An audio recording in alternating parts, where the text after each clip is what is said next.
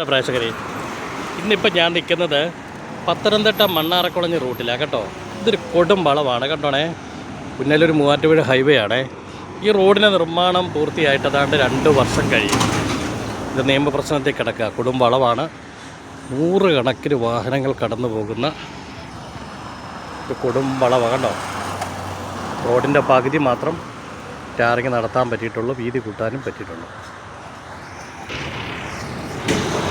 പൊതുമരാമത്ത് വകുപ്പ് മന്ത്രി പി കെ ബഷീർ സാഹിബ് ഇത് അടിയന്തരമായി ഇത്തരം കേസുകൾ നിയമപ്രശ്നങ്ങളിൽ പെടുന്ന റോഡിന് വീതി കൂട്ടാൻ പറ്റത്തില്ലാത്തമായ കേസുകൾ അടിയന്തരമായിട്ട് ഇടപെട്ട് പ്രശ്നം പരിഹരിക്കുക. നിയമപ്രശ്നം ആ കോടതിയിലാണെങ്കിൽ ഇത്തരം പ്രശ്നങ്ങൾക്ക് ശാശ്വതമായ പരിഹാരം ഉണ്ടാക്കിയത് വലിയൊരു അപകട സാധ്യതയുള്ള ഒരു കൊടും വളവുമാണ്. ഒരു ബസ്സിന് കഷ്ടിച്ച് പോകാൻ പറ്റുന്ന റോഡ് വീതി മാത്രമേ ഉള്ളൂ. ബാക്കി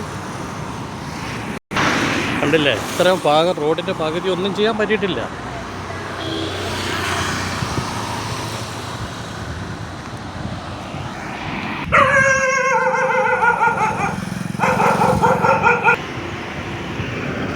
ഇതാണ് കൊടും വളവ്.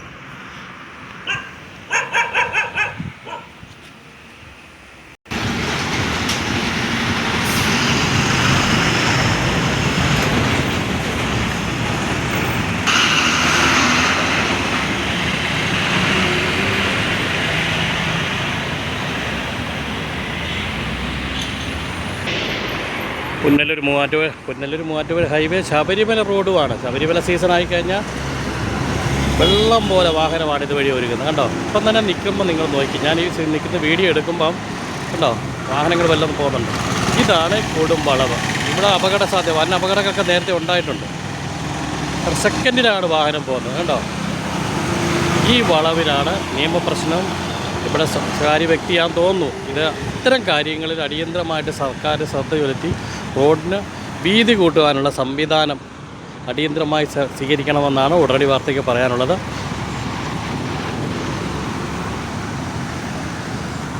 നമ്മുടെ റോഡ് നിർമ്മാണത്തിൽ ഇതുപോലുള്ള പ്രശ്നങ്ങൾ ഇടപെടുമ്പോൾ അത് എത്രയും പെട്ടെന്ന് പരിഹരിക്കുവാനുള്ള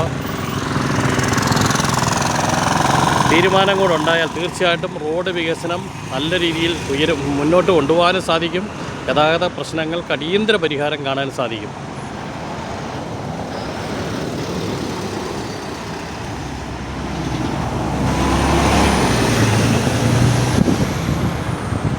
റാന്നിന്ന് വരുന്ന കേട്ടോ റൂട്ടാണ് കേട്ടോ. റാന്നി മണ്ണാറക്കുളഞ്ഞി പത്തനംതിട്ട ഈ റൂട്ടാണ് മെയിൻ റൂട്ട് തന്നെ.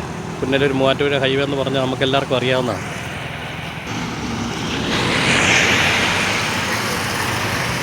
അടിയന്തര നടപടി ഉണ്ടാകുമെന്ന് നമുക്ക് പ്രതീക്ഷിക്കാം. പൊതുമരാമത്ത് വകുപ്പിൻ്റെ മന്ത്രി ഇക്കാര്യത്തിൽ ഇടപെടുമെന്നും പ്രതീക്ഷിക്കാം. ഉടനടി വാർത്ത അടുത്തൊരു വീഡിയോയുമായിട്ട് വീണ്ടും കാണാം. നന്ദി, നമസ്കാരം. ഓക്കെ.